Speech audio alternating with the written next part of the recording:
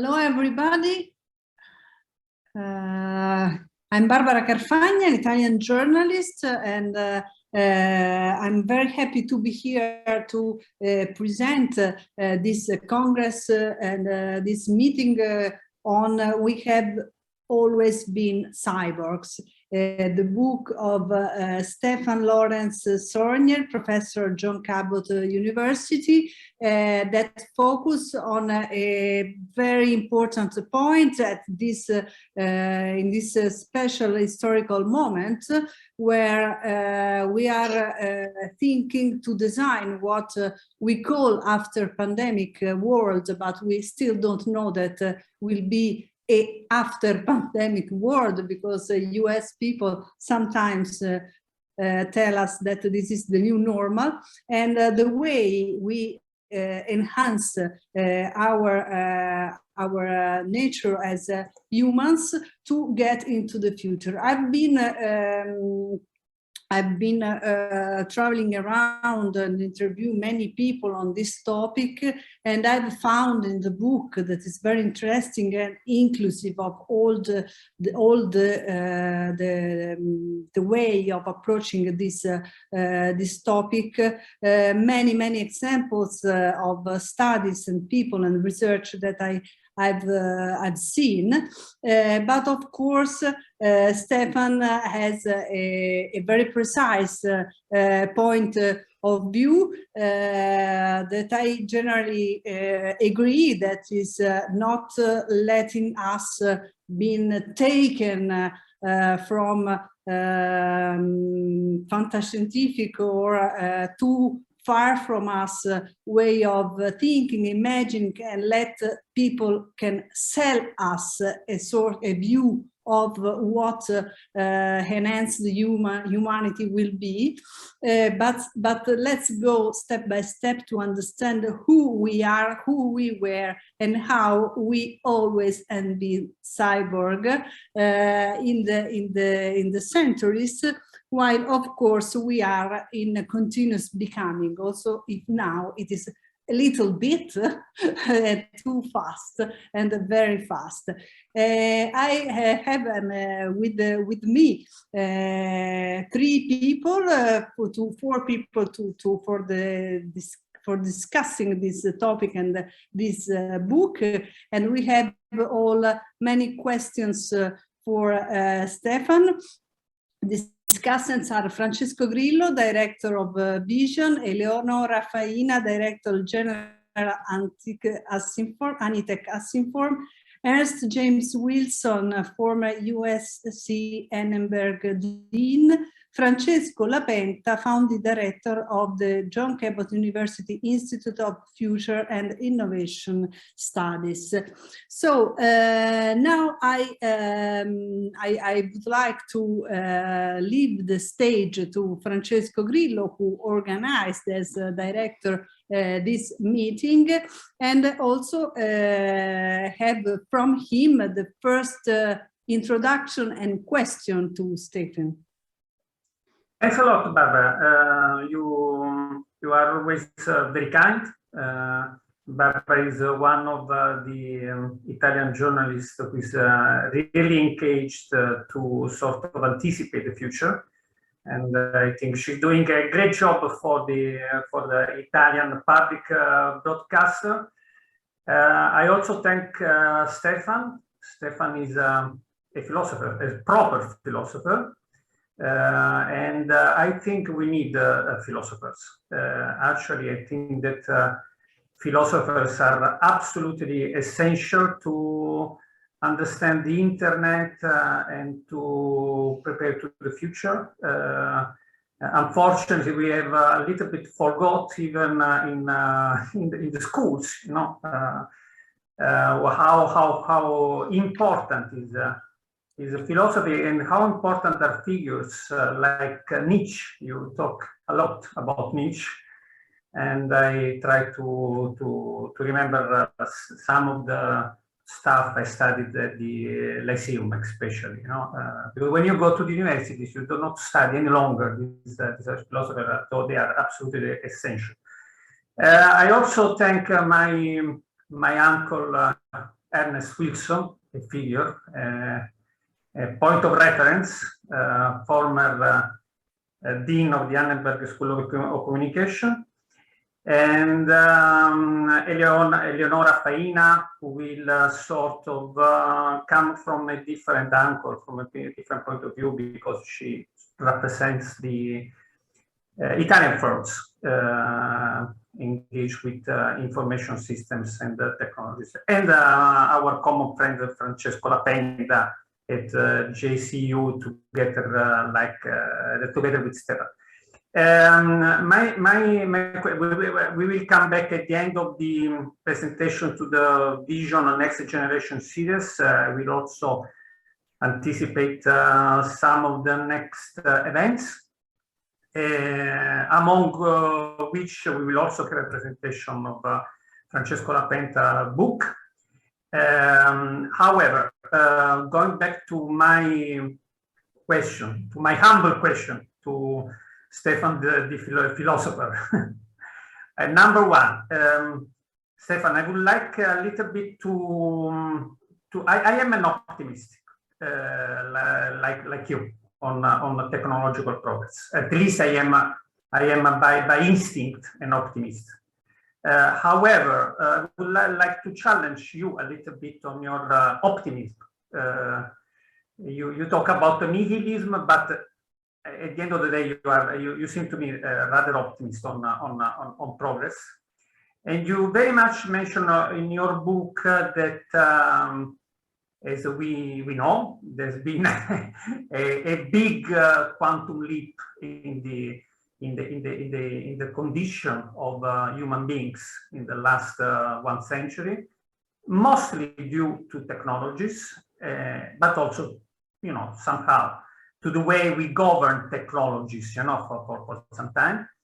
You very much refer to life expectancy, and I totally agree with you that the life expectancy may be an indicator that is somehow even more significant, or at least more meaningful than GDP. No, and you're totally right. I mean, we used to live on average 30 years at the beginning of the century. Now we live more than 80 years, although with some big difference between a part of the world and etc.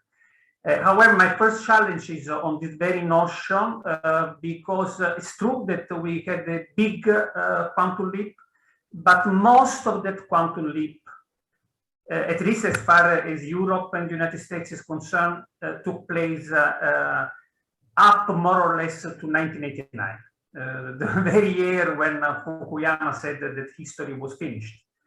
Because in fact, from the early 90s onwards, so the last 30 years, that progress has been much, at least much slower. Actually, if we talk about life expectancy, we even had 2 out of 3 years before the pandemic in the United States, there was a slight reduction of life expectancy. So I want to elaborate. I want you to elaborate a little bit whether there has been a slowdown in the effectiveness of the technologies, and especially of internet, to generate progress.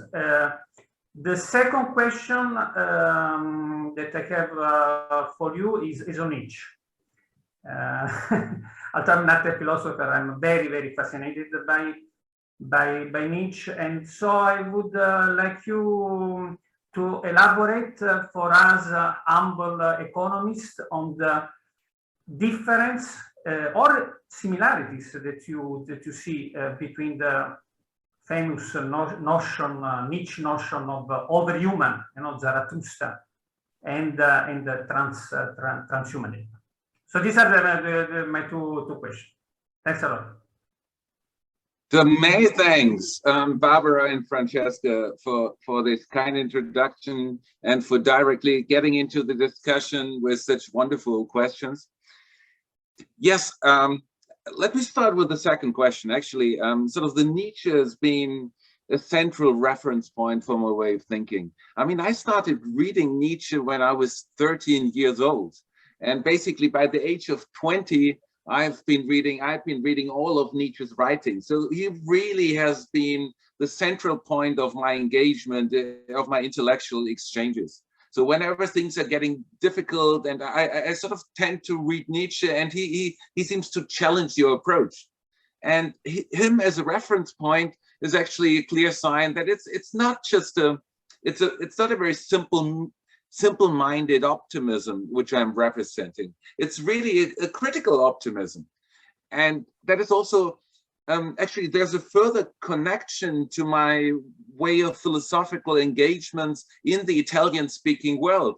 Actually, about more than 20 years ago, I met Gianni Vattimo, and he became a friend of mine. And he was actually one of my, doctoral advisors. And so it is his approach from which I benefited enormously. And he's also rather far removed from that very simple-minded, maybe Anglo-American transhumanist optimism, which is so widely shared. He's an extremely critical postmodern thinker, whose approach you definitely wouldn't identify with sort of an optimistic transhumanist approach. So, and with Gianni, I'm also sharing obviously a lot of sort of the similarities in this Nietzschean way of thinking.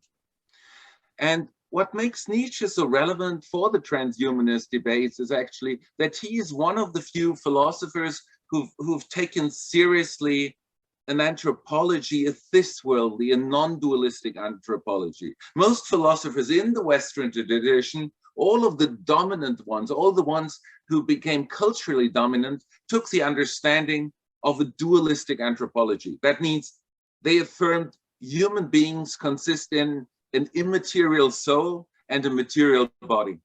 And this is something which was not shared by Nietzsche. This was also not shared by Spinoza, Democritus, Epicurus, but these are not the ones who became culturally effective. The others, it's this dualistic understanding which has been determining the cultural structures in the Western world. And this dualistic understanding still is the dominant one on a legal level. On a legal level, it is taken for granted that only humans possess dignity. Animals are supposed to be treated like objects.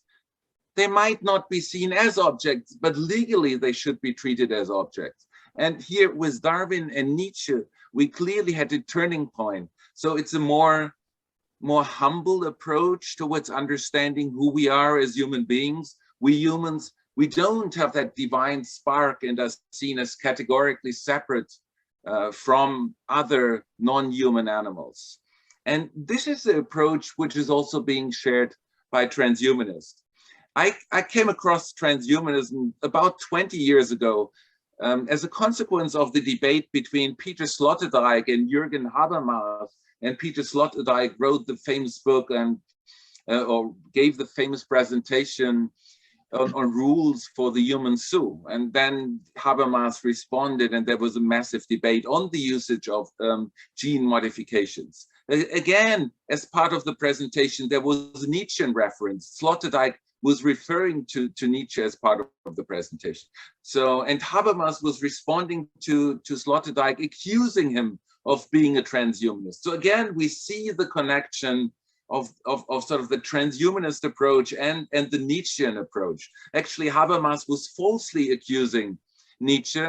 Habermas was falsely accusing Sloterdijk because Sloterdijk is extremely bioconservative, even more bioconservative than Habermas himself. He is not in favor of genetic enhancement of humans.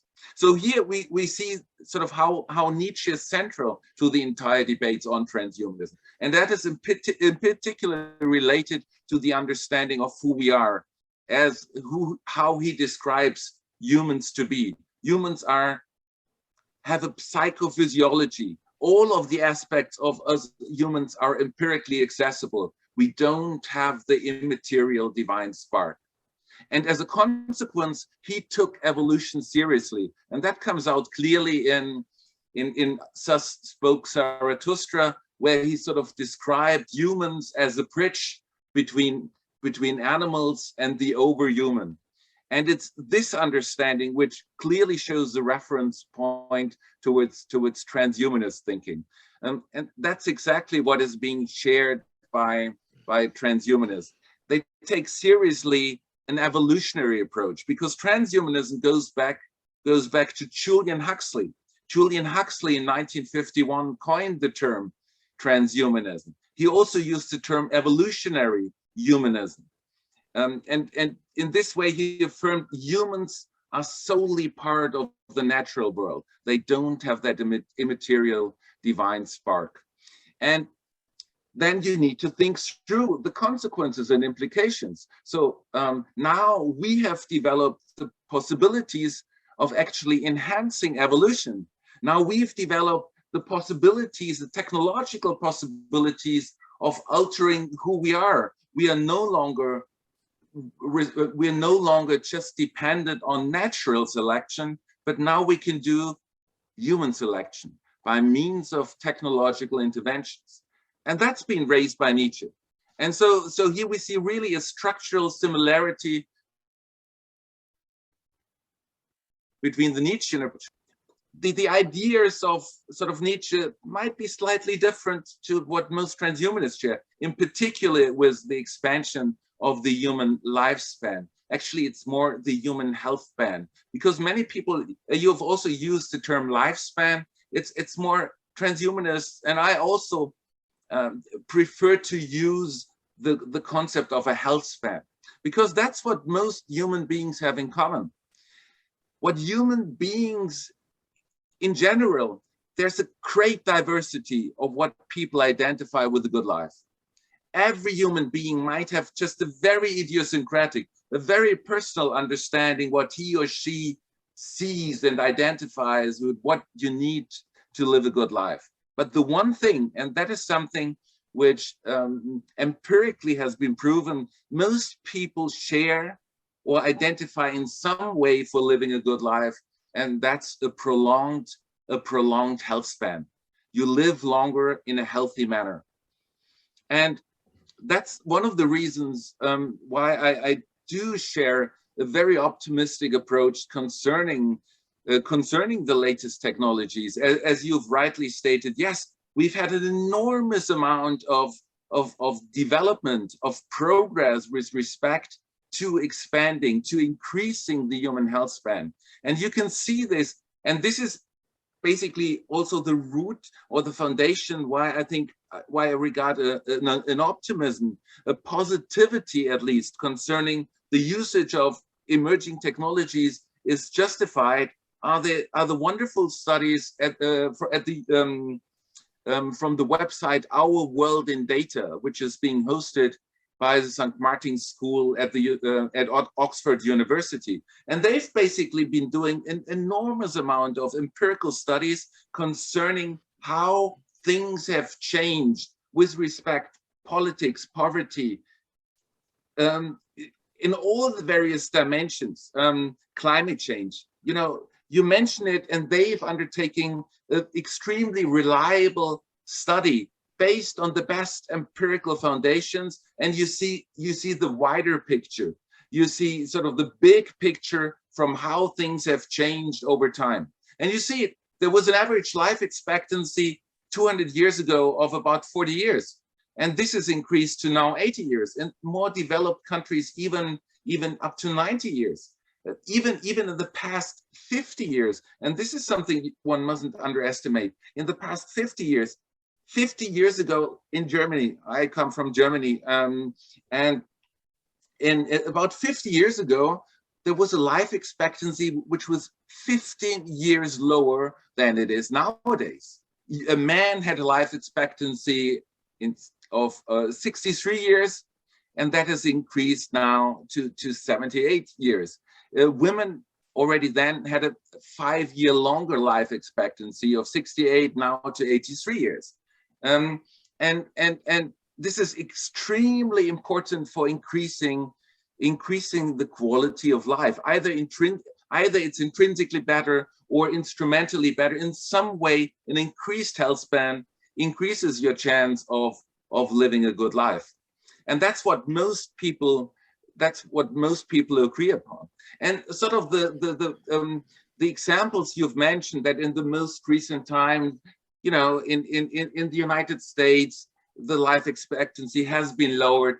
These are momentary developments. If you see the wider picture, also concerning politics, for example, and you can clearly see this from the website Our World in Data, just at the beginning of the years 2000s, actually, in all the world, there are more, for the first time in history, there are more democracies than there are authoritarian regimes. And I think that's an amazingly wonderful development. Well, in some of these cases, maybe we don't all agree that sort of their understanding of democracy is the same as we have, but that's not the issue. What is important, that what is being upheld, it's being upheld, it's a liberal democracy as something they wish to cherish. And so if you take the overall picture now, for the first time, even concerning political organizations, we've established sort of more liberal democracies than authoritarian regimes. And the same is being supported, for example, in the wonderful book by Steven Pinker, Better Angels, Better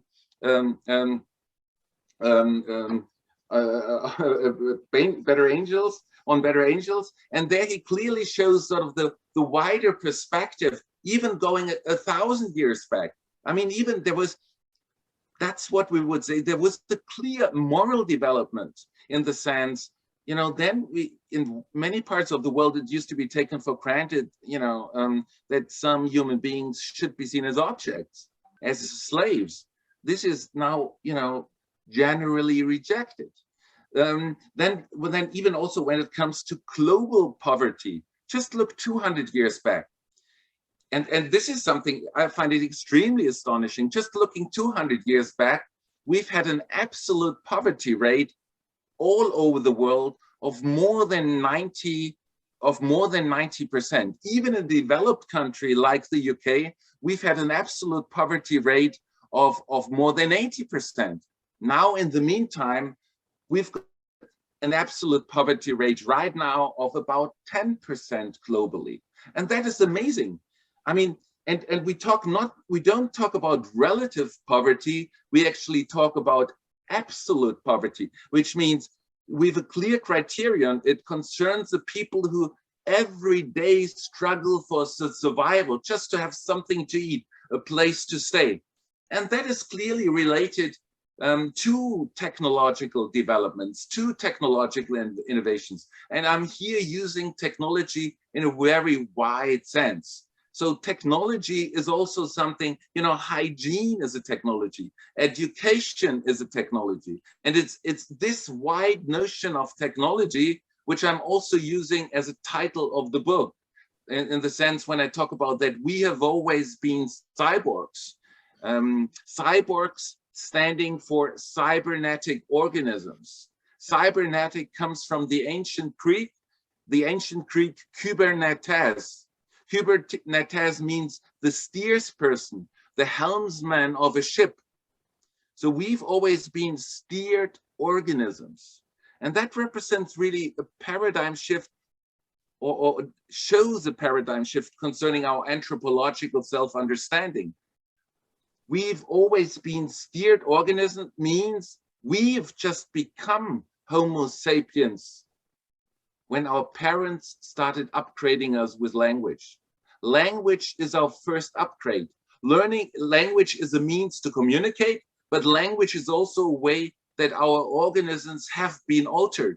And they've been altered by our parents upgrading us with language, but our parents are also then upgrading us, and the culture is upgrading us with other, you know, educational measures. Learning history, learning mathematics, it's all part of a technological upgrade.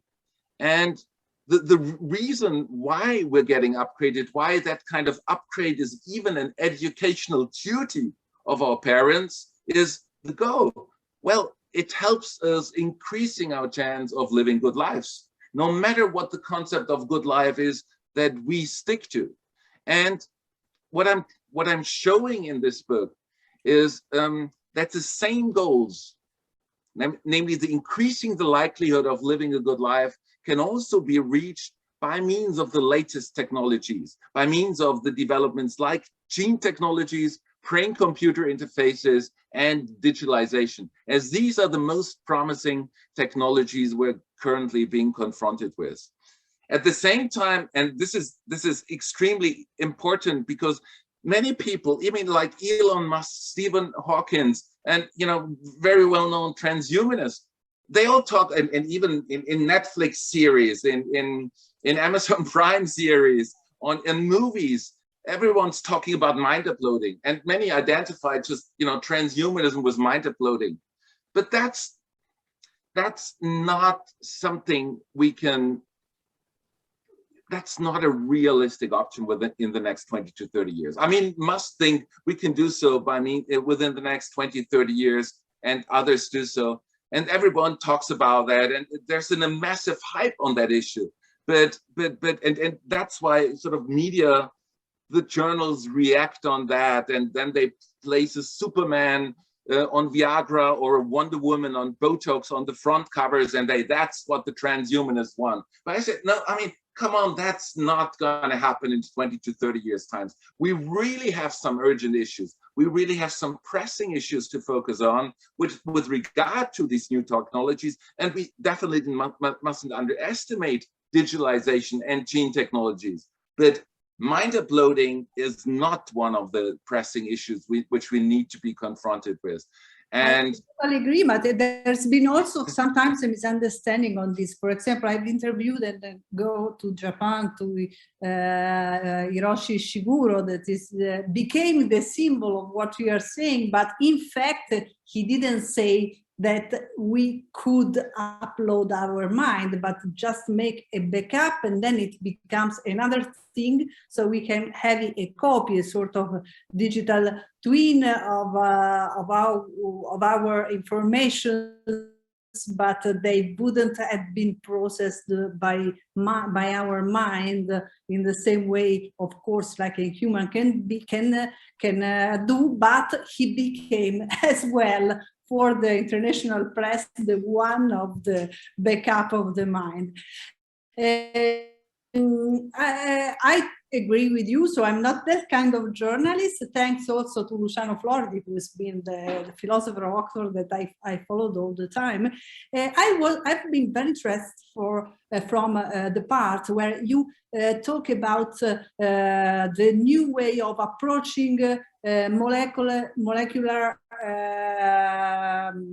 of what we have called for many years drugs. So LSD and psilocybina and MDMA, called ecstasy normally. And I would like to ask you, why do you think that now is the moment where we are trying to move these molecules from drugs, forbidden drugs, to legalized microdosing and microdosing? Why is Peter Thiel who is doing this? And is there an interest on what we will build as a post-human society that must be more connected? So we have to have this sort of loving each other and opening to connection among us and with the world, or there is something else? Because for example, I talked with many people from World Economic Forum about this. Some of them, mostly the Chinese one, are going to the direction of meditation and shamanic for mind. Others are on the industry of these molecules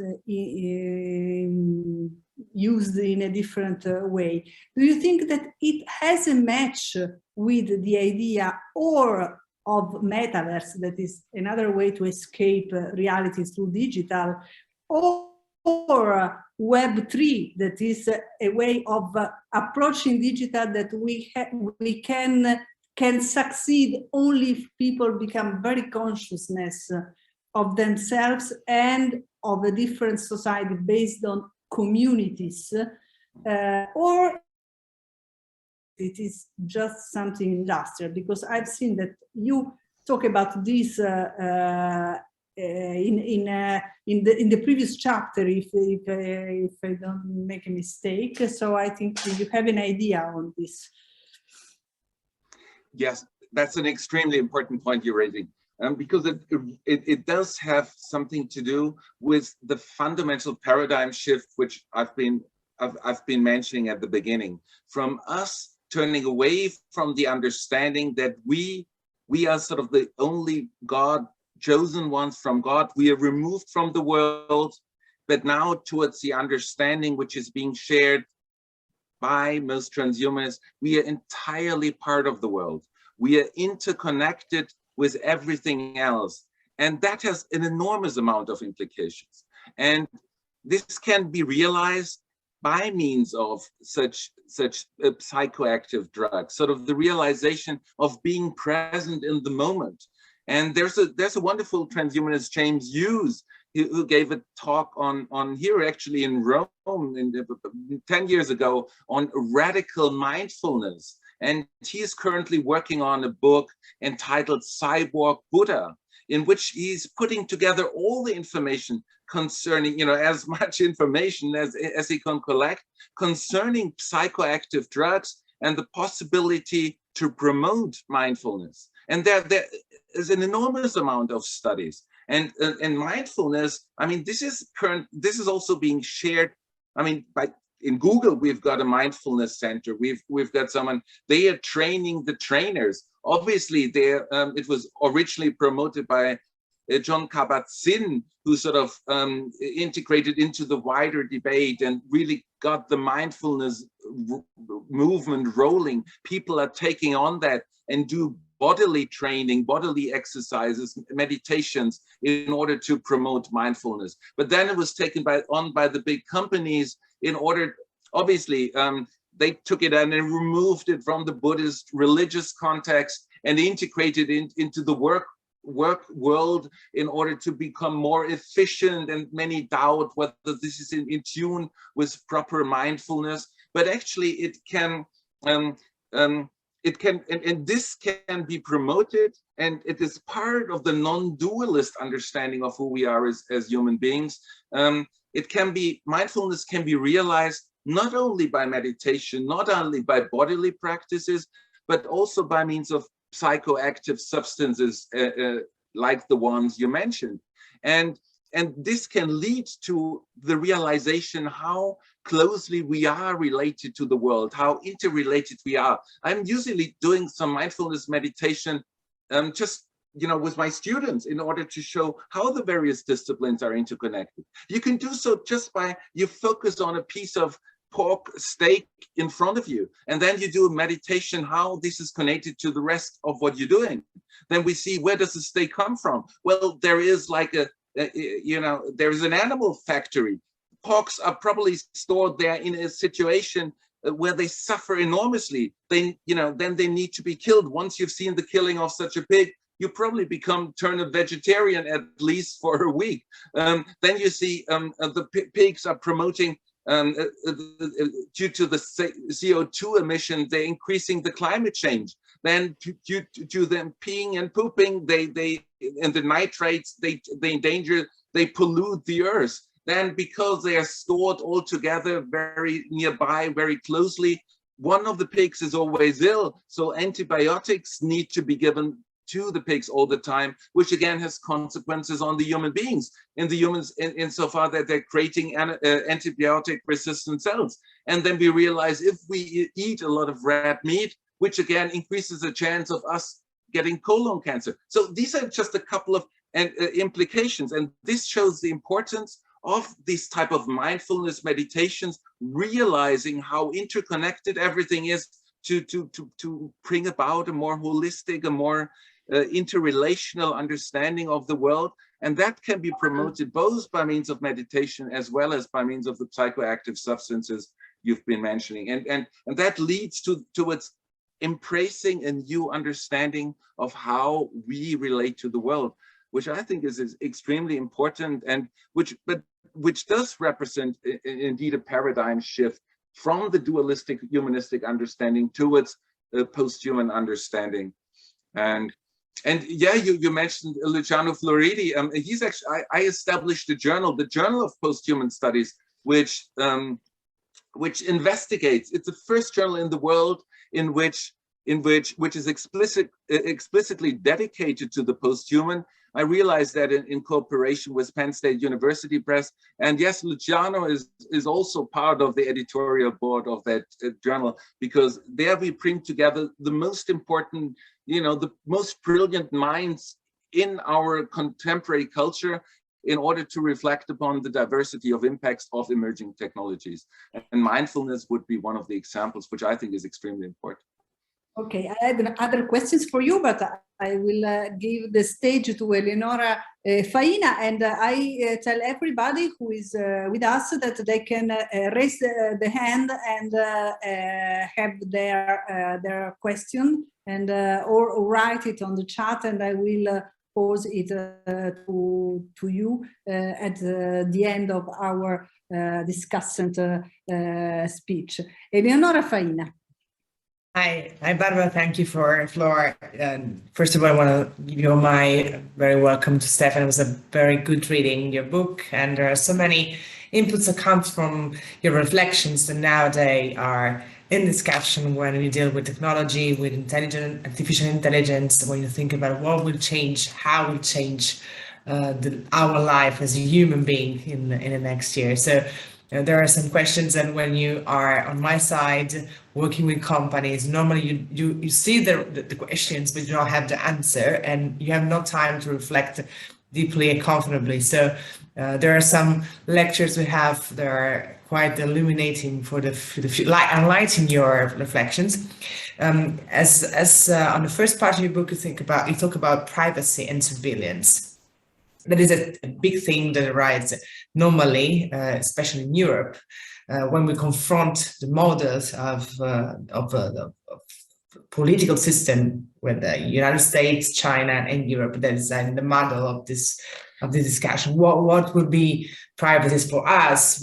How much people are available to concede the data, to share their knowledge, to give you everything they need to have a better health system or better services, and is a boundary where companies are normally dealing with. How much I have to retain privacy, how much I have to free privacy, and there are some consequences, as you show, on political systems, on democratic system, how the democracy will react. Everything will stay the same, or as we know right now. I mean, in Italy, we have a parliamentary system. It's a bit of a mess, but it's okay. It's still a democracy, and we have some discussion on how much we can rule algorithms, which is the role of public compared with the private, because now the main companies, they are able even to collect and to elaborate algorithms of private company. Their capacity comes from investments that they do normally. They are the first on the market. So it's not very easy to understand how public can manage this big area of privacy and personal data to enable a better environment for technology and for people as well. And secondly, my question is more related to how the feeling of people can react to the acceptance of privacy as a no more requirement and to move towards a surveillance habits right now. What you're stressing is right, and that's something I've been addressing in the book as well. And I was wondering whether that shift which I'm proposing, that we need to that the digital data needs to be collected by the government and not by private companies, is actually feasible one, because in the history we've seen, so no, No, private companies work more efficiently. They work better. They know better what to do with the data. However, and this is a central worry which I have, which I've been explaining in the book, is basically it's an enormous power which goes along with it. And basically that's also my central worry concerning the developments, in particular in the United States, because here we have sort of the big companies in particular like Google and Facebook, who have all these data, who have the right to collect the data because they don't have the GDPR, and who have the right to collect the data, and then of course they exchange the data with the other companies, sell the data with other nations. And as a consequence of having so much information, and we've seen the implications or the possibilities connected to the data with respect to the elections in the United States, and with respect to many, many other examples. And that shows that those who stress that data is the new oil, they've got a point. We need to take data seriously. Data is the meaning of digital data is absolutely the central question which we need to address. It's not about mind uploading, that as a central issue which concerns our life world. It's how we deal, what is the meaning of digital data? And the meaning of digital data, basically, the way, how the various parts of the world have been dealing with it there is sort of the possibility, it's in the interest of the private companies, and they've got this libertarian solution in the United States, where the big companies collect the data, and we are basically the workers, the employees, the unpaid employees who create the value for the big companies, Facebook and Google, and they benefit. This is the promise of Web3, of course, to give back some values to us. But don't you think that it would be very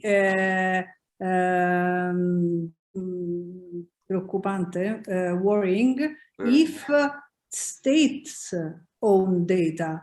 It is even worse, maybe. Because it is even worse because they can have like China, and they can have all the power, and they have a power that is the political one. You're perfectly right. And this is, I mentioned that in a part where I said I'm terribly scared of all the data being collected by a political government. I'm scared because in democracies the governments change, and you never know who the next president, the next chancellor is, and how they deal with the issues. But and that is a decisive point. I have more trust in a European government based on personal rights, on human rights, rights-based government than I have trust in a public big company. And this is what and this is the second issue, sort of who has got, and that leads us to the other issue, sort of there is an enormous possibility of abusing the digital data if they get collected.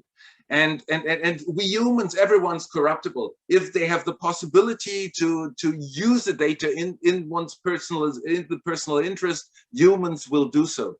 And that's why sort of the suggestion is primarily the data needs to be, it needs to be collected by a government, because if it gets collected by a company, then it's just in their interest. But we want the data to be in our interest. We want the data being used in a democratic interest. And that can only be realized properly by a government. And what is our interest? I take it for granted that we've got a diversity of interest. Every human has specific interest. And here is where the issue of the health span comes in. And that's why now the health span industry sort of is also like booming. Everyone's investing in it. And sort of Vitalik Buterin, who founded Ethereum, he's giving all this money, investing all this money. And we've been in contact for quite a while. He's investing his money in the health span, expanding the health span industry. And why is that so important? Because that's the one thing which most people identify with an increased lifespan. We want to have a good health insurance. And this is actually one of our greatest advantages in Europe. We have got that public health insurance system, which is not present in the United States. But it needs to be financed. We need to get the money from somewhere. If we, by having introduced the GDPR, making it so difficult to collect the data, and if data is the new oil, if data is so important, we undermine our own interest. The money will go to the United States, and most probably the money will flow to China, because they have an even more efficient manner of collecting the data with the Chinese social credit system, which has been in place for now nearly 10 years, and which has been globally enforced in China since 2 years ago. So, and in China already they are already publishing more peer-reviewed papers than the United States. The economic flourishing of China is probably unstoppable in the forthcoming years, maybe decades. Yeah, Faber. Okay. No, as we are following the timing, I have to sometimes to manage and give the stage to Ernest Wilson. Thank you very much.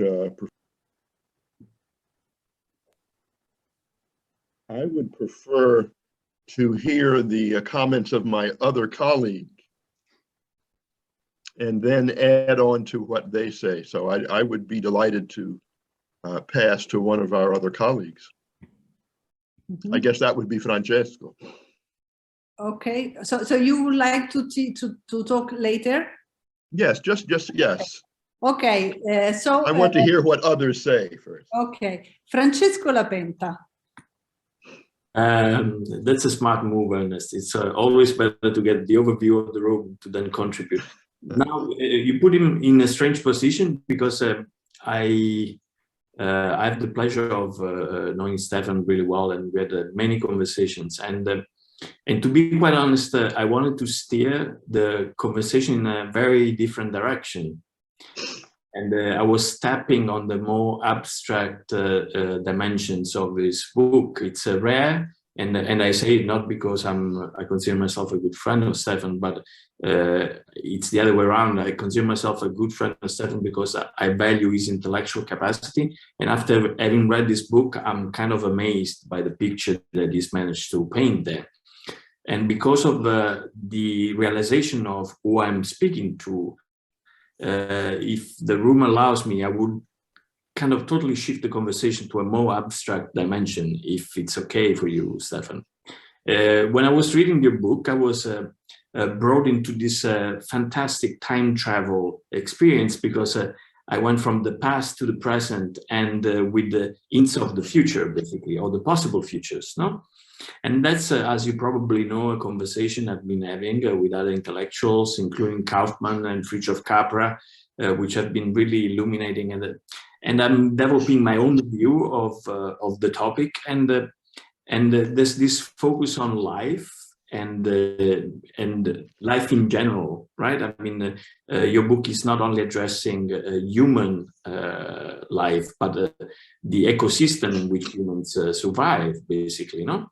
And that's something that's been puzzling me for a time. I mean, it's not strictly my area of expertise or interest, but of course I'm interested in the topic. And when I think about life, what really amazes me is when I take a very kind of overview of the topic life. If you think about life itself, and you think about the difference between inert matter and matter that possesses one form of life, it's kind of amazing for me to see how scarce that property is in the universe. I mean, even on planet Earth, the inert matter absolutely dominates, crunches the amount of matter that can be considered as possessing this magic quality that is life. And if you think about the history of life on planet Earth, you go back 4 billion years, and then you move forward in the history of this evolution of life as a form of life. I'm thinking of life almost as an abstract concept. And then you see these 4 billions of years, and then we moved to only 2 million years ago, which is really a fraction, is an infinite small unit in the history of the universe or the planet. And suddenly we have the evolution of humanity, which is one form of life that is depending on other forms of life. And all I can see in this long process is that life begins and ends, and it's unstoppable. Doesn't matter what form of life you're looking at. The inert matter that is transformed in matter that possesses the quality of life as a beginning and irremediably as an end. And that end has a different time frame. Bacteria is a very short life, and humans are basically fighting up the food chain of possessing this quality. And you focus a lot on this dimension of humanity and how we are trying to evolve and how we are trying to expand the span of individual life. But in reality, I'm mostly thinking about collective dimensions of life. So humanity can be seen as a small point in the history of life on planet Earth. We might be seen as a virus that might kill life on planet Earth. I mean, technology can be seen as the meteor that has canceled the dinosaurs' life, or it can be interpreted as the solution to the problem. How do we persevere the state of life in the universe? So you have described beautifully these two possibilities, one that is silicon-based, the other, let's call it as an augmentation, so an hybrid dimension of one and the other. So the question for you is, what is your view of this evolution of life? Because in my view, death is a unique quality necessary for innovation and persistence of life. Actually, we need to die. I think it's a condition for innovation. It's a condition for evolution. Probably the reason why we can last longer is because we are bound to die. And that means a renovation. It means that you're able to change your perception of the universe, you adapt, you acquire information in a different way.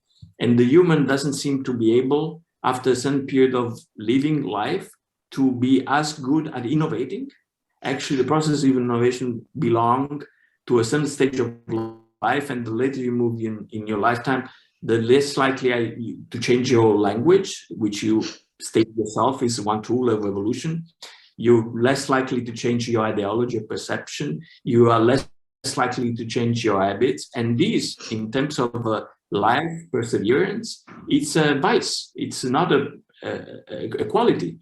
So how do you position post-humanity, post-human studies, transhumanism in this bigger vision of life? And have you ever thought about it? I mean, what's your personal perception? Thanks a lot. It is. I like to take on sort of that wider perspective concerning lives, concerning all diseases of human existence. And as you rightly said, yes, 4 billion years ago, only Earth came about. Then it took 1 billion years for the initial forms of bacteria, of life to come about. Then it took an enormously long time. I mean, humans, sort of the last common ancestors between humans and great apes existed 6 million years ago. Homo sapiens have evolutionarily been realized 300,000-400,000 years ago. Homo sapiens 45,000 years ago. And so this shows sort of the contingency. Of course, in what will be in 400,000 years time, I'm sure Homo sapiens will no longer be here. And this is exactly sort of the contingency you've been referring to, you've been stressing. We are contingent. We will be here for a certain period of time, and then a new species will come about, and several new species have come about and will continue to come about. And we can apply the same sort of contingency to who we are. There is no nature of human beings. And this is what sort of in the past 2,000 years we've assumed, well, our human nature is our divine rationality, which we've been given by God. And that's what we used to, we've got a fixed nature, but we don't have the fixed nature. This is what we realized since Darwin and Nietzsche. We are entities permanently in the process of continuous becoming. We are hybrid entities. We actually have more non-human cells in us than we have human cells. There are 30 million human cells in comparison to 36 million non-human cells. So, but they are part of us. We are hybrid beings. We are hybrid beings in continuous process of becoming. And this is what we need to realize. Sort of, if we take it for granted, that 122 years is our maximum lifespan, which we've been able to realize so far, then this is also a contingency. We can alter that. There are other animals, there are other mammals, like the Greenland whales, who live more and who can live more than 200 years. The axolotl is an absolutely fascinating animal. The axolotl, if an axolotl loses part of the hands, the arms, the brain, it can fully restore these parts. And just today, and I was absolutely, fascinated when I read this today. Just today, I read that scientists, I think Tufts University, again in cooperation with Harvard University, they've realized they've managed to bring the process from axolotl to other animals. Now, other animals, as a consequence of some genetic modifications, are able to also to fully regrow their parts of their bodies. And if this is possible to transform, to alter that possibility, to take it from the axolotl genome and to integrate it in other animals, that's a possibility for us humans as well. And this shows us sort of the wider picture you've been painting shows, no, these things which we used to take for granted as unchanging, essentialist human nature, they're contingent. And so we can also picture by analyzing our genes, by using big data analysis of our genes, realizing which genes are responsible for what, and then integrated by means of genome editing, CRISPR-Cas9, integrating the responsible genes for regrowing our organs and parts of our limbs from the axolotl to the human, then this is what can, or from the Greenland whales to humans, we can radically alter who we are, and then we turn into post-humans. We turn into further developed humans, and it's in our hand, and we can make these changes. And that's what fascinates me so immensely. And this is based on the wider picture, on the realization that who we are is not an essence. We are contingent beings. Everything about us is contingent, and we can change it. How should we do so? And that leads to my second question, because I had an intuition that you had this, let's call it liquid vision of what humanities and our bodies are, which I partly share. But then I'm asking the question, what's the role of ethics and moral in the connotation of the unique form of life that the humanity is? Do you think is it a quality that has something to do with the bigger picture of what humanity is supposed to do and be in terms of evolution? You think it's simply an accessory for the coexistence of humanity? Cabot talks about the success of collaboration, and in all forms of life, you will see the ones that are able to collaborate together have a better chances of survival. And do you see ethics as and the moral dimensions as a tool of this collective capacity of humanity to survive, or do you see it as something unique, something that is changing the game for the evolution of life? And what function does it have in terms of, because what you're describing, basically, there's two paths to evolution. One, let's call it the natural path, the way it has been for these 4 billion years. It's a Darwinian evolution. But now suddenly you're describing a tool or a set of tools, or the aspiration to develop tools where humans are in control of this evolution via a different logic. Now, is this logic arbitrary? Is it based on the betterment of the few individuals? Is it based on the better of humanity? What is the grand goal of the two different evolutions that you're describing? And what role does ethics play in this picture, according to you? I'm extremely grateful for this question, because this is exactly what I talk about in the final part of the book. And there I'm presenting, well, a fictive account of ethics. And that also means, well, yes, that what we used to regard sort of the ethical norms which we've had in the past, the essentialist understanding of human dignity. And I've just had a discussion sort of, well, 2-3 years ago with a realist in Germany, Marcus Gabriel. He founded a new realism together with Maurizio Ferraris in Italy. And he actually thought, well, no, we humans, we clearly have dignity, the dignity which you find in the German foundational law, that is actually a real entity. And I thought, I mean, come on, you can't seriously believe that. The entire history of the Big Bang to our days is just taken place in order for the concept of human dignity as it comes up in the German foundational law to unfold itself. That is absolutely absurd. No, the norms, the norms, the concepts of the good, the values, they are human-made. They are fictions. They are made on the basis, they are completely arbitrary. They can be grasped and they can be understood on the basis of the cultural progressions which have taken place beforehand, but they are merely shared understandings which become dominant for a certain period of time. And what I'm sharing, what I'm proposing in the book, what I'm sharing is a fictive ethics of liberal autonomy.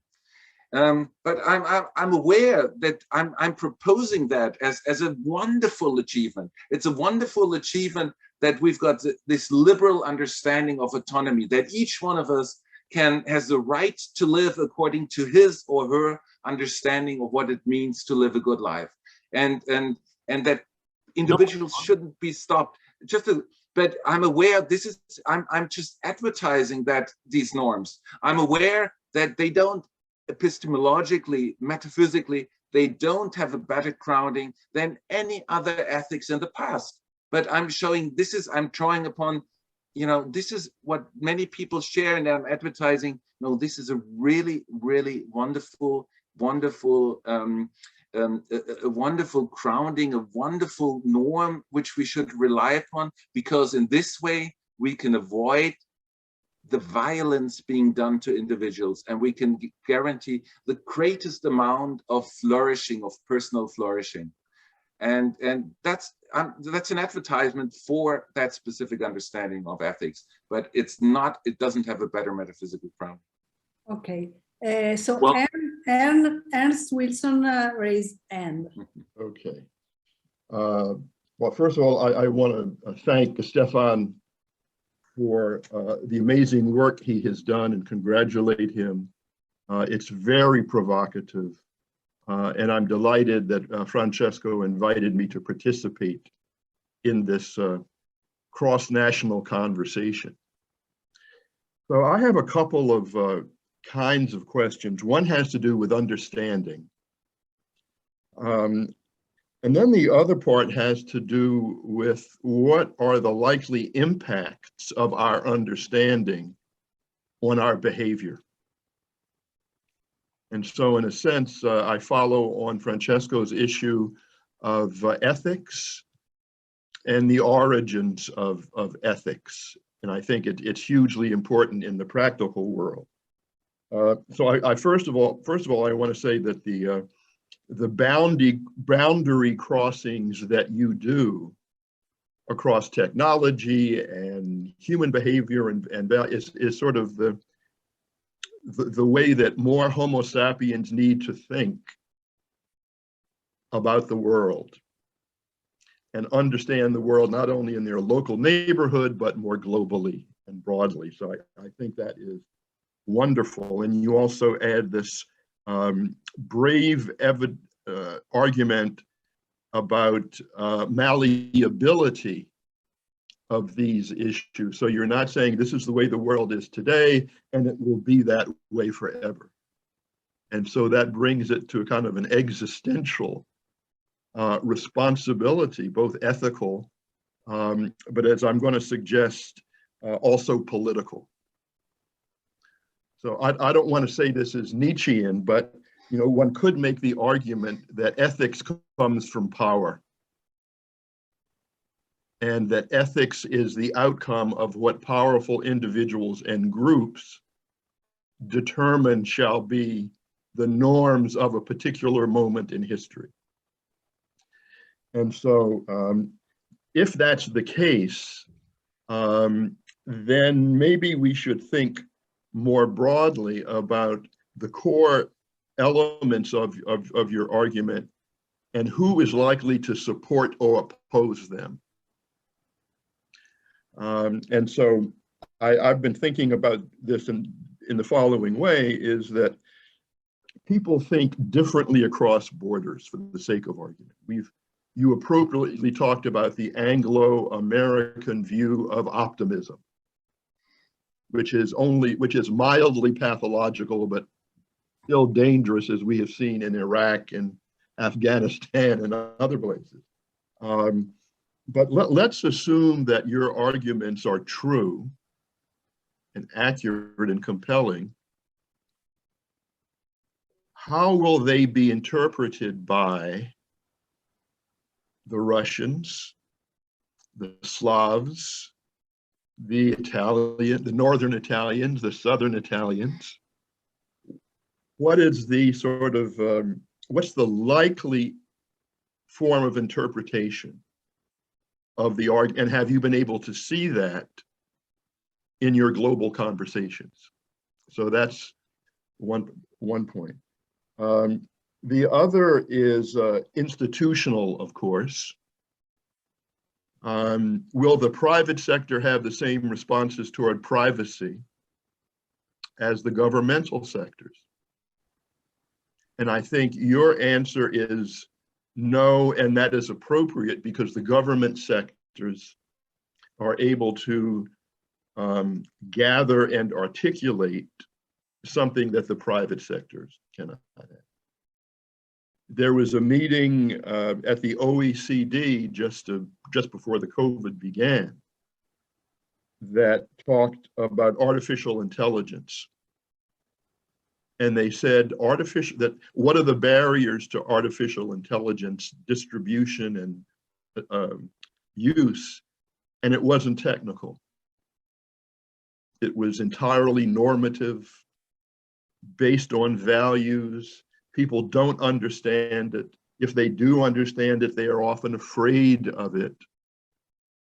So I think the intersection of ethics and politics and technological advancement, I think is an important one. Two final points that I'd like to get your reaction to. One is that when I talk to my students, so I give a course on, one of the courses is media economics. And I ask the students who are undergraduates, are they concerned about these evolving technologies? And they say yes. And then I ask them to explain to me the sort of utopian and dystopian versions. Why are they concerned one way or the other? And this may be an American challenge, but I suspect it's probably true more broadly. It is difficult for them to construct a narrative about the positive benefits of the new technology, of AI or others. But it's also difficult for them to construct a logical dystopian as well as utopian view. So I think part of our responsibility of our generation is to make the kind of issues that you are describing, Stefan, I'll say more transparent, more available to the youth coming along. And that's kind of a pedagogical question. It's a question of intellectual style. But then the final point I want to make is something that Francesco and I were talking about. To what extent does the platform shape the nature of our conversation? And I think you have a position on that. A case study would be the metaverse. And the metaverse, as you know, is this coming together, this coincidence of confluence of a variety of different interactive technological forms. There are all sorts of claims that are made about the metaverse, technologically, financially. But since it is a broad platform for this kind of discussion, in principle, do you remain optimistic about the ability of the metaverse to enhance the quality of these kinds of discussions? Or are you more pessimistic because of the oligopolistic and monopolistic potential of the metaverse? So I apologize for the scattered nature of those comments, but it was very, very provocative, Stefan. So I want to thank you. Amazing. No, you've been raising 4 extremely profound and important questions. They really touch some extremely challenging issues. So let me start with the first point. And you're right. And you're right when you say, yeah, I'm presenting sort of that non-essentialist perspective concerning values. And you rightly ask, yeah, what does Russia, what does China say about that? And what are the implications for that? Yeah, they do realize, I guess, the implications. And one of the fundamental implications is the human rights, the liberal democratic notions, which I'm affirming, which we are affirming, which we are living, they are contingent.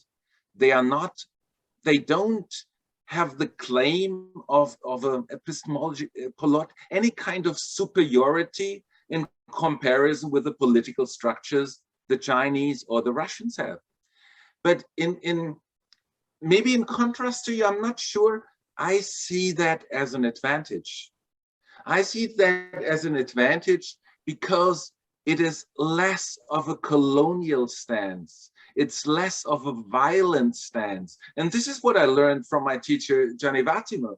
And it's in the weakening thinking, pensiero debole in Italiano, sort of in stressing, no, it's my perspective, it's a contingent perspective. That's the one we are sharing. We can enter into the dialogue, into a global dialogue with other nations, with other cultural sectors, in a way, having a less violent stance. And the other doesn't feel as threatened, as being confronted by this colonial approach. You are just taking the Western approach, which you want to become dominant all over the world. And I'm just saying, no, this is our approach. This is what we are sharing. Your stance is equally valid because there is no ultimate foundation. And this less violent stance, this weaker stance, I think actually it promotes the exchange, the openness, the willingness to exchange with the cultures who do take a different stance on these issues. And that also means those cultures who take an essentialist stance, they are the ones which need to be opposed. They are the dangerous ones. One needs to stress that with any kind of essentialism, it's an extreme form of violence, and you mustn't be. These are the ones which need to be argued against and fought against. Essentialism is highly dangerous. It's totalitarian. It is paternalistic and destroys the plurality of flourishing. I will just say, Stefan, if I may. Yes. An exercise and a laboratory of what you are saying is what is happening today and yesterday in Ukraine, Russia, NATO, and it's, you know, the Russians and I think the Chinese a little bit are saying, oh, you're being essentialist. We don't believe in this liberal democracy stuff. So I had to put. No, this is a right. great laboratory for your hypothesis. You're right. But that's why, again, this stands actually not stressing that might help engaging in the exchanges by being less valiant, and that strengthens our perspective by not being seen the Western colonialists, how we've been seen for a long period of time. And that's fair. And so I think it's an advantage. The second issue you raised, it's a private, the private public question. Sort of my hesitations concerning the private. Now I know normally the private is more efficient, is better in realizing their goal, is more active because there's a need of competition, and I can see that, and I can see the advantages of the private. So I'm extremely liberal. I've got extreme sympathies for liberal and trade plurality, but it does not enable us to promote there are some things which are being shared by most people, and that's the health issue, expanding of the health span. And that's why I said, no, that's why I'm extremely critical also of the US-American solution, because there are 30 million people who don't have a public health insurance. I've had students who've been coming to JCU because they said they couldn't afford their health insurance in the United States. And that's terrible. It is. Health is an advantage. It's either intrinsically or instrumentally, it's in some way raising the quality of life for the majority of human beings. And that's why it's the role of the government to take care of that. We need to provide a public health insurance, but public health insurance are extremely expensive because of the technologies which go along with it permanently get more expensive. So we need a way to financing it.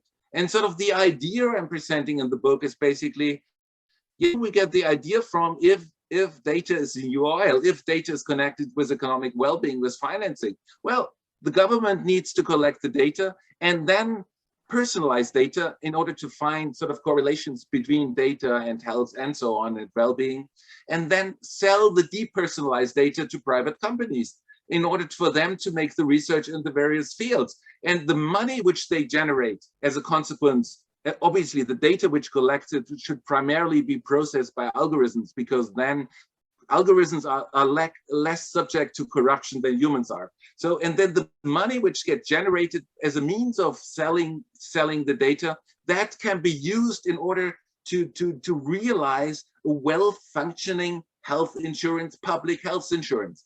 And so why is it justified? Why is that not expropriation? Because the majority of people identify a longer health span with a better quality of life. And that would be a proper usage of our proper democratic usage of our digital data. It would not be the case if the digital data is being used by Facebook and Google just for the sake of making these companies richer. And that's why I agree 100%.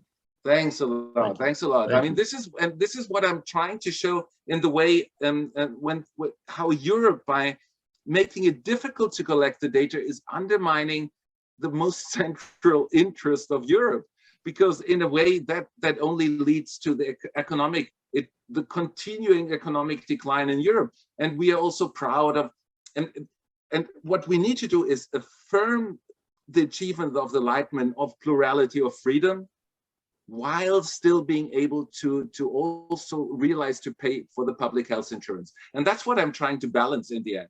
And data is the solution in order to be able to pay for the public health insurance.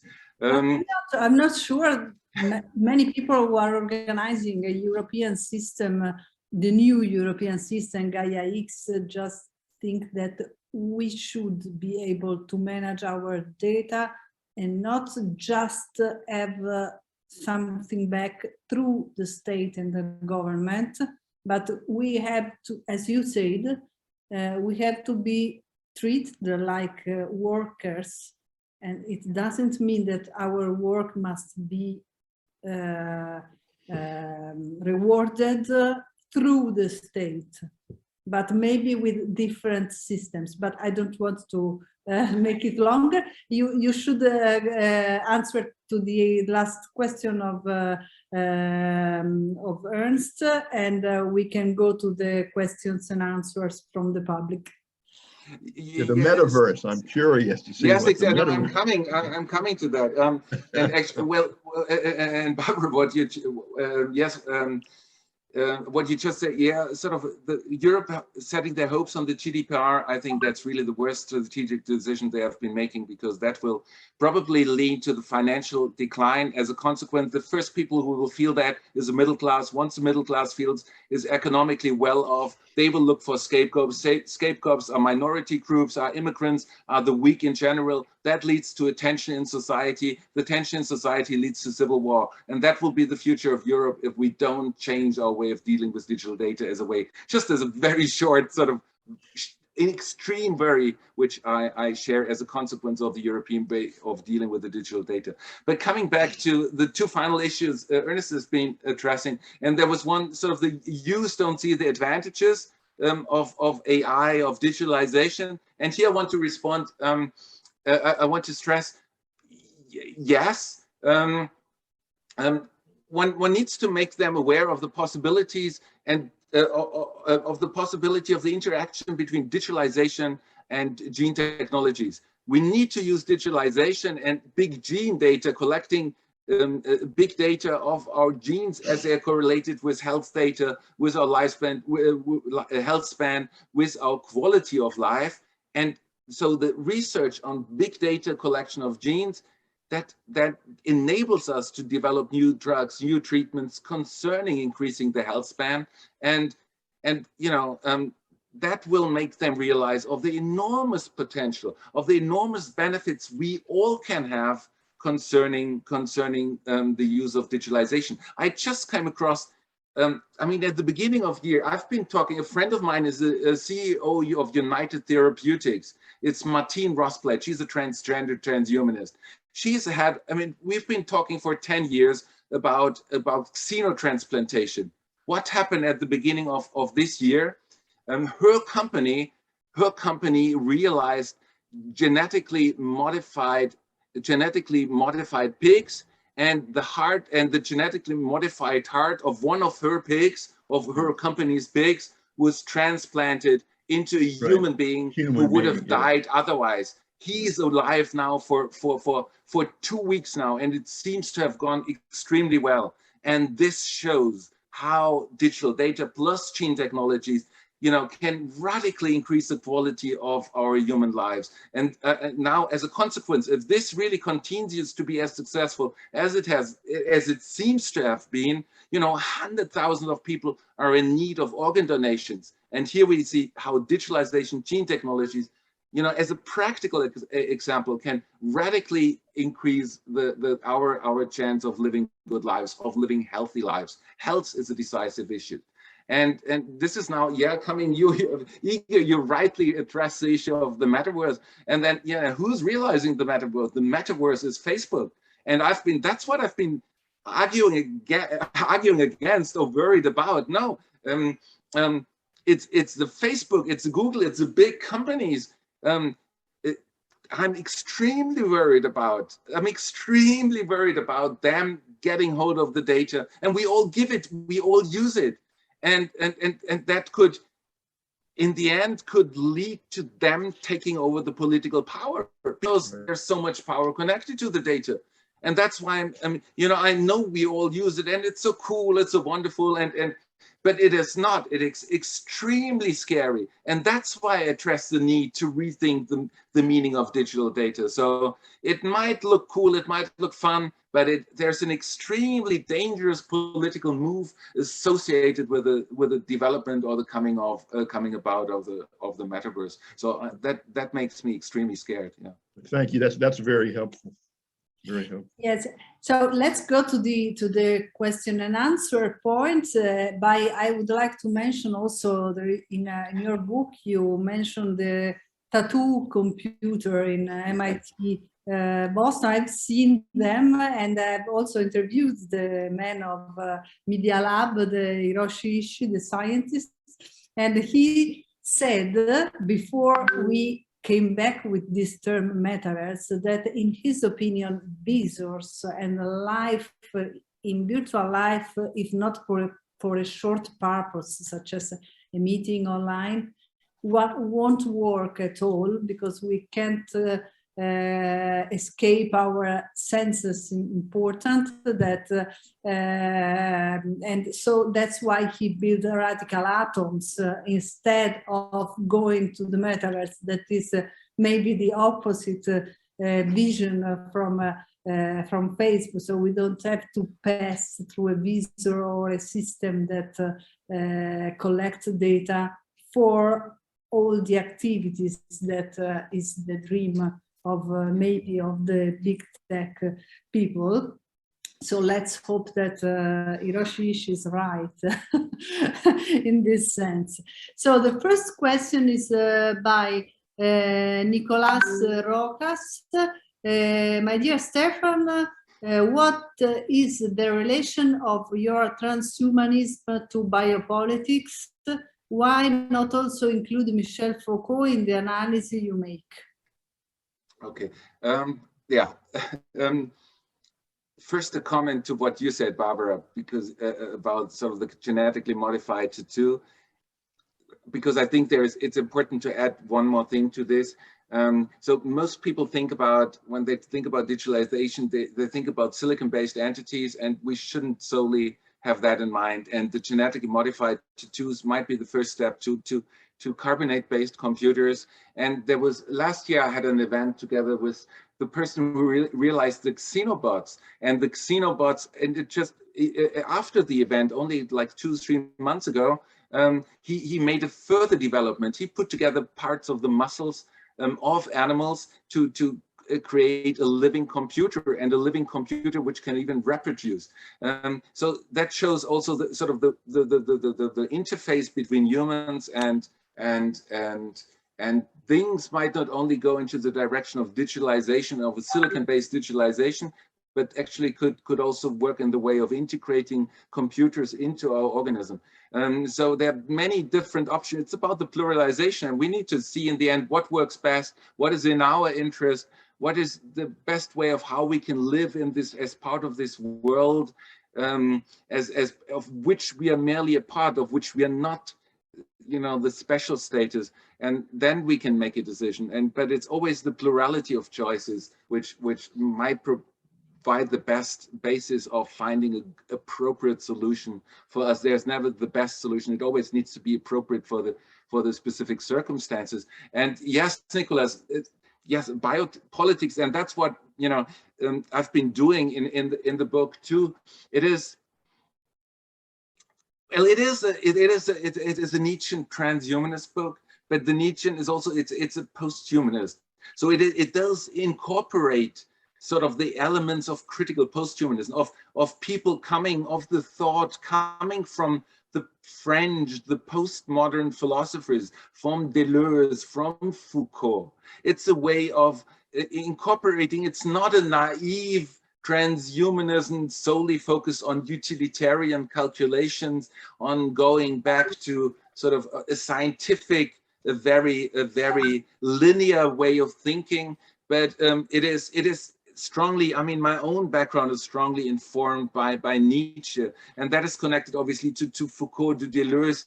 So that biopolitical integration is definitely a strong part which I've included in this book. And that's why I was also so extremely happy about the 2 blurbs I received. I mean, on the one hand, I received it from Julian Savulescu, who's a, you know, libertarian, utilitarian, very closely, you know, Oxford professor, director of the Hero Institute, a student of Peter Singer, who's very closely related to transhumanism. But on the other hand, I also received a wonderful blurb by Catherine Hales, who's a feminist, a critical post-humanist, and who is more politically towards left orientated, and both saw the benefits, the advantages of these reflections. So it's a way of bringing together. So in a way of showing the radical transhumanist approach is absurd, is not in our interest, the libertarian solution. No, we need to incorporate this more dialectic way of thinking, which has been present in the continental European philosophical tradition, coming from Nietzsche to Foucault, Deleuze, and that leads to much greater form of acknowledgement of the plurality of our existence and taking into consideration the biopolitical aspects of it. And I think that's the best way. Rather, one shouldn't limit oneself to a specific tradition, but you know, that openness to the variety and finding what is most appropriate is what I'm at least trying to do. Okay, last question. Peter Jones, by definition, is a fully developed philosophy on transhumanism has not yet been presented only possible when one thing who is transhuman contributes their experience, philosophical insight, knowledge? Yeah, you're right. That was a challenge which I've been addressing. Exactly, because I mean, 20 years ago, I started dealing with transhumanism. Then we had an event in 2007 or 2008 together with the Future of Humanities Institute, with Nick Bostrom, with Anders Sandberg, with Julian Savulescu. Then I was in Jena. That was an organized Jena and Oxford, where we talked about gene technologies. And I got further into, and in 2009, I started an annual conference series, the Beyond Humanism conference series. And that brought together critical post-humanists and transhumanists and the great variety of reflections, artistic, as well as, you know, cultural, literary, as well as philosophical. You know, we've had, you know, engineers like Kevin Warwick, we've had artists like Stellar, and we brought them together in the discourse. And yes, one of the challenges which I've been addressing as a philosopher is exactly what you mentioned. Well, most of the transhumanists who've been most visible, if we talk about, you know, Elon Musk, Ray Kurzweil, but also others, they are not philosophers. They talk as entrepreneurs.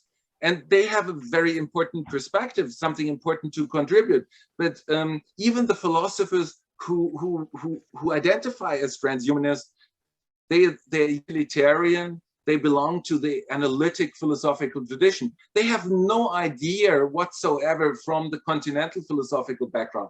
I'm overstating the case, obviously. However, that is informed, informed the way of how transhumanism has been presented. That's also why in philosophy departments, actually, many have looked down upon transhumanists as very simple-minded techno-optimists. Normally philosophers in philosophy departments think, well, transhumanists are simply, you know, normally boys who've been sitting in front of the computer nerds who've been sitting in front of the computer for too long, and they're just, you know, getting their minds out and imagining the future inspired by science fiction stories. But that is not the case. And that's what I'm trying to show. No, so the book is actually, it's both as Julian Savulescu said, no, it's an introduction to transhumanism, but also it's a comprehensive philosophical account of transhumanism. And I think the first properly comprehensive account of transhumanism. So that's why I'm extremely happy about sort of the work. And that's why I'm so happy about this engagement. I'm looking forward to further exchanges on these topics, which are so extremely important to all of us, because they touch all aspects of our life world in the future, because no matter who you are, we need to be engaged with these issues. And by having a proper philosophical stance, we even have a more comprehensive, consistent, and better justified approach. And in this way, we can move forward. And also acknowledging the contingency of my own position, the non-essentialist. It's an as good as it gets ethics. It's an as good as it gets approach. It's my suggestions. I'm entering into the discourse, and by engaging with all of you, hopefully we develop to find more nuanced, better focused, better phrased answer to dealing with all the important questions we are currently facing. And we don't know what the future will bring. That's why we need to continue discussing all these wonderful issues. Okay, thank you very much, Stephen, for giving us the opportunity of this interesting conversation, and thanks to our speaker. And I leave the stage for closing this very interesting session to Francesco, and I say goodbye to Eleonora, who has to leave us quickly. Many thanks. Grazie, Eleonora. Thanks to everybody. Very quickly, I'm glad that we recorded this entire discussion, because it will be extremely useful for the book that I myself am writing. It is called, as we mentioned quite a few times with Stefan, The Internet of Beings, as the evolution of the current Internet of Things. It is a different book, because I'm not a philosopher, although I'm very much fascinated by your reasoning, Stefan. So absolutely, let's keep exchanging contents. It is in between management and policies, and it is about the starting point, which you confirmed in a very big way, is that the one that we are living is not an industrial revolution.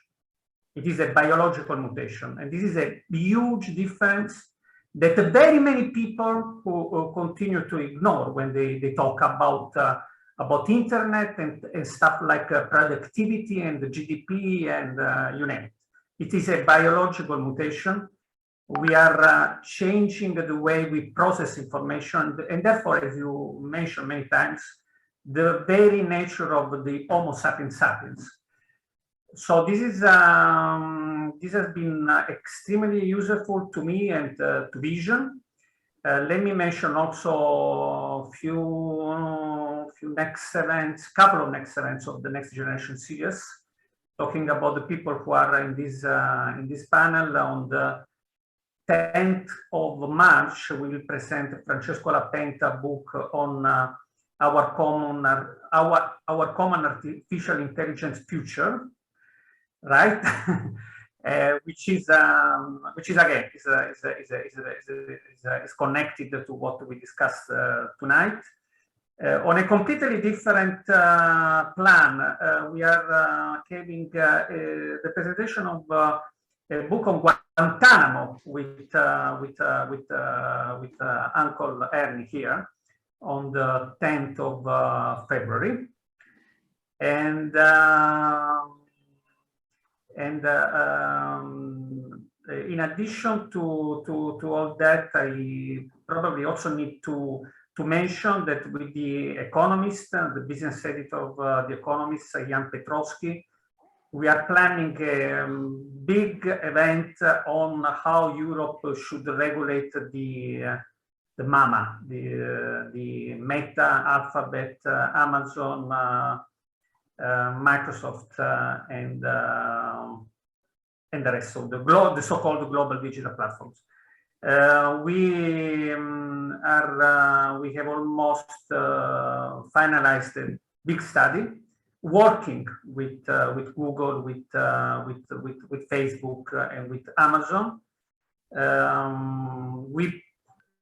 We probably do not all share the very same ideas on how should we tackle them.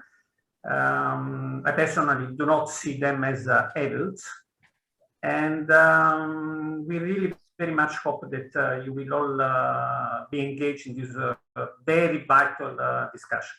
So again, thanks to everybody, especially to Barbara, who has been very patient, and see you to the next event of the Next Generation series. Thank you. Oh, thanks. Bye. Thank you, Francesco, for putting on that amazing event. Thank you to all the participants. Grazie, Stefan. Grazie. Ciao, Ernest. Ciao, ciao. Thank you, everyone.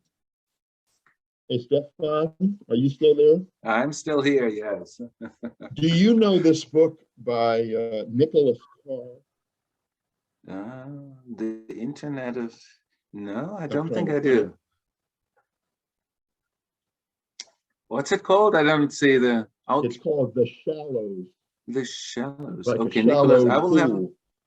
And he makes a point that intersects with yours, that we're not just uploading our brain or our consciousness, but he goes through a number of studies in psychology and the structure of the brain, and points to evidence, at least convincing to him, that the ways in which we interact with these new technologies, in fact, are changing the infrastructure and in the way in which our synapses operate.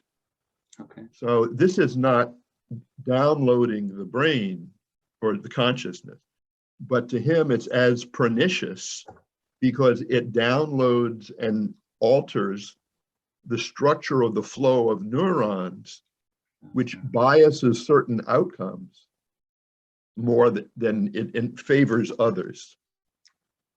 So there's, I mean, is there, I'll say, a gap between the difference between downloading everything in my consciousness or over the next 5 years participating in this system, so that the consequences are very close to what would have happened?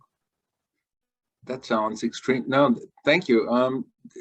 Because the lineup, the setting of these structures of Neuralink, of how we get, they also alter our structure, then they might already influence the way we think, we conceptualize things, and that is definitely something which that is a pressing issue that's important to take that into consideration, in particular with, I think with Neuralink, we and DARPA is making a lot of research on the brain-computer interfaces.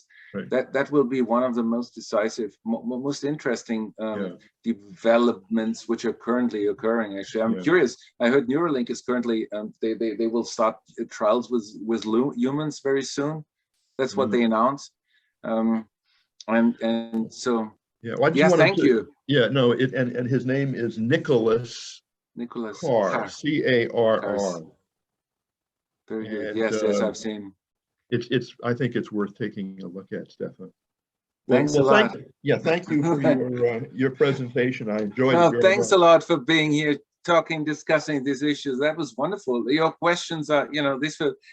You really tackled the most profound issues which come up when we talk about Russia and China, and that's extremely important to take that level into consideration. It's what we're seeing right now in the in that region is really, it's getting scarier every day. I know. It's not a. It is. But if only people thought more like us, they wouldn't be fighting.